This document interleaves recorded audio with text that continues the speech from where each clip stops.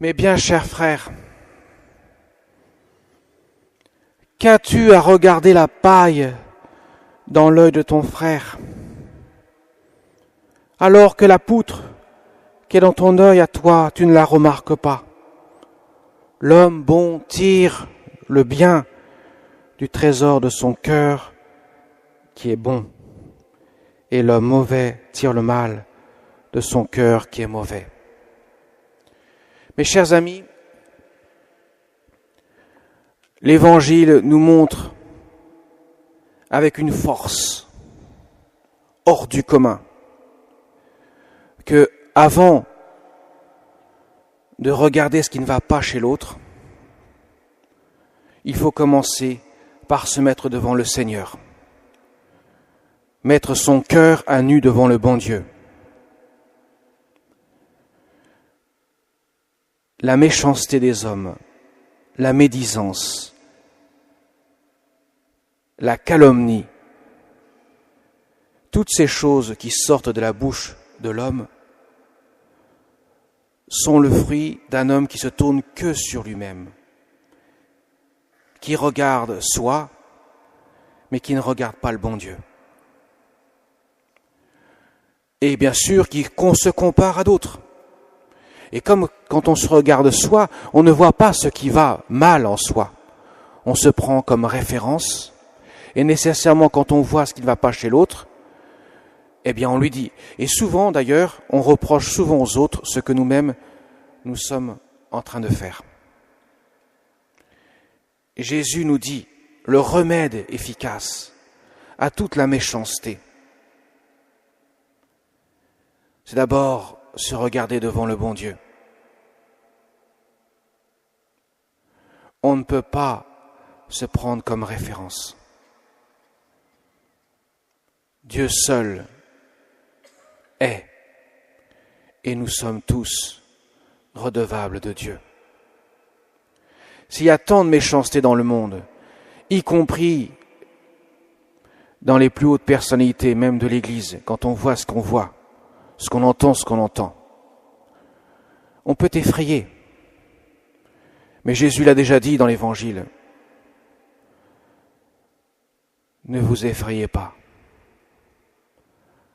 Le mal aura une fin un jour. Mais surtout que votre cœur soit ajusté à l'amour de Dieu. Si nous voulons contribuer à ce que le mal régresse dans le monde, nous devons commencer par nous-mêmes, par notre cœur, le purifier de l'amour de Dieu. Nous préoccuper de ce que Dieu nous demande de vivre chaque jour. Avant de vouloir balayer la porte du frère, commençons par balayer notre porte. Ça, c'est une évidence même devant le cœur de Dieu. Le chrétien se reconnaît à l'amour qu'il a pour son frère, dit Jésus. On reconnaîtra que vous êtes mes disciples à l'amour que vous aurez les uns pour les autres. Nous avons entendu dimanche dernier cette parole forte de Jésus qui dit « Aimez vos ennemis ». Pas seulement vos amis, tout le monde le fait ça. Aimez vos ennemis. Mais Jésus nous dit aujourd'hui, ton cœur doit regarder le Christ. Ton cœur doit être bon. Et l'arbre bon porte du fruit parce que l'arbre bon se laisse irriguer par l'amour de Dieu. Voilà pourquoi il est absolument essentiel pour un chrétien de tourner résolument vers le Christ. La vie chrétienne, c'est une vie spirituelle. Spiritus, en latin, ça veut dire esprit. C'est une vie de l'Esprit Saint en nous, dans notre cœur. Nous sommes devenus, le jour de notre baptême, le temple de Dieu. Dieu habite notre cœur par sa présence. Et il y reste autant de temps que nous ne le chassons pas par le péché grave, qu'on appelle mortel, qui chasse la grâce dans notre cœur. Ce qui veut dire que si nous cultivons cet amour de Dieu, il faut le cultiver. Le paysan, le jardinier, cultive sa plante dans son champ, dans son jardin. Il ne la laisse pas pousser sans rien faire. Sinon, les ronces, les mauvaises herbes vont l'envahir et il n'y aura plus rien. Si notre cœur n'est pas sans cesse sarclé, jardiné, travaillé par l'amour de Dieu, qui ne peut pénétrer dans notre cœur et agir que dans la mesure où nous le laissons faire, où nous voulons bien qu'il puisse le faire. Eh bien, sans cela, notre cœur sera envahi de ronces. Et nous verrons bien sûr que les ronces qui vont mal, qui poussent chez les autres, mais pas les nôtres, car nous serons aveuglés. Voilà pourquoi Jésus dit bien, 2 aveugles qui marchent nécessairement vont tomber dans le trou. Si nous regardons seulement avec nos yeux de chair, nous ne regardons pas avec les yeux du Christ, nécessairement, nous nous égarons.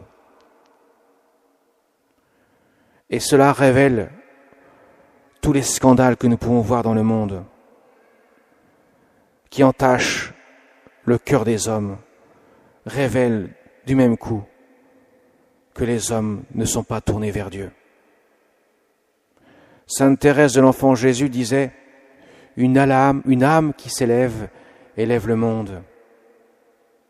Je ne peux pas demander à Dieu, dans ma prière, de m'exaucer, notamment de demander qu'il y ait la paix dans le monde, de demander que tout aille bien pour moi.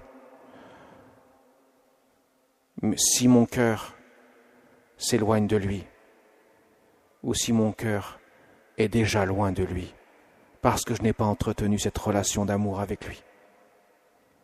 Mes chers amis, dans quelques instants, nous allons approcher de la communion, du corps du Seigneur. Il faut absolument, c'est une nécessité vitale. Les premiers chrétiens qui étaient persécutés parce qu'ils assistaient à la messe en avaient une pleine conscience.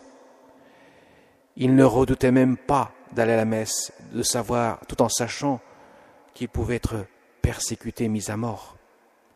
Parce qu'ils savaient ce qu'était le trésor qu'ils venaient chercher. Nous-mêmes, mes chers amis, nous approcherons d'un trésor, ce qui nous fait vivre, ce qui donne l'onction de l'amour dans notre cœur, qui est vital, nécessaire pour nous, pour que nous ne puissions pas devenir des aveugles égarés, toujours à l'affût de la moindre paille dans l'œil du frère, alors que la grosse poutre est tellement énorme dans notre œil que nous ne la voyons pas. Vous voyez, mes chers amis, le saint a cette caractéristique d'être attaché au trésor de Dieu, se préoccupant sans cesse à en valoriser la moindre parcelle de grâce qu'il reçoit, et ainsi témoigner de l'amour de Dieu auprès des autres. Il est bien plus efficace pour les autres dans lesquels nous pouvons voir la paille, d'être nous-mêmes des témoins de l'amour de Dieu, que de les critiquer ou de leur faire le reproche vif en pensant que eux ils sont mauvais et moi je suis bon. Le Seigneur a besoin, en quelque sorte, de témoins plus que de juges, ou du moins le monde plutôt, parce que Dieu a besoin de personne en tant que tel, mais ce que je veux dire c'est que il touche davantage des cœurs par des témoins que par des juges. Quand on voit un saint, la vie d'un saint, on ne peut être que touché. On se dit, mais Seigneur, que je suis loin de ce saint, de cette sainte, que de chemin encore à faire. Aide-moi à l'accomplir. Et ainsi, ça devient lumineux. Ainsi, ce ne sont plus 2 aveugles qui avancent.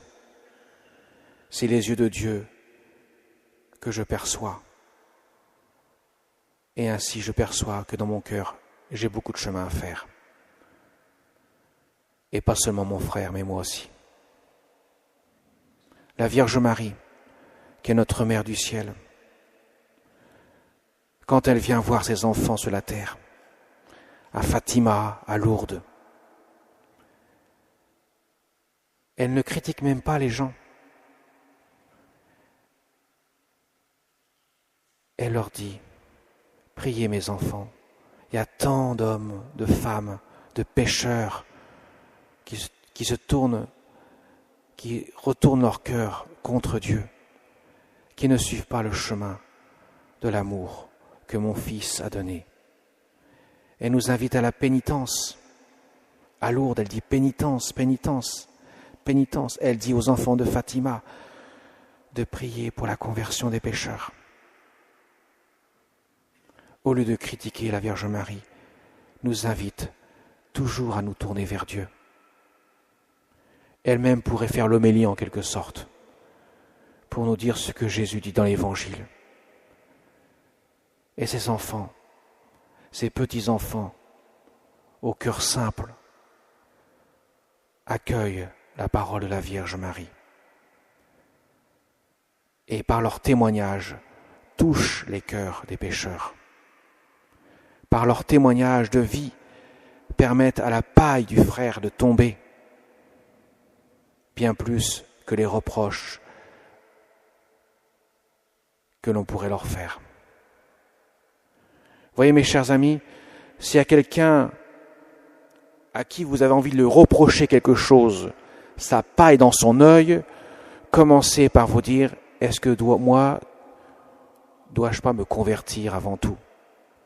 Et par ma vie, par mon témoignage d'amour de Dieu, ne serais-je pas plus efficace pour que la paille de mon frère tombe de son œil? Demandons l'intercession à la Vierge Marie, car nous sommes appelés à la sainteté, pas moins que cela, à la sainteté qui est une vie de l'Esprit dans notre cœur.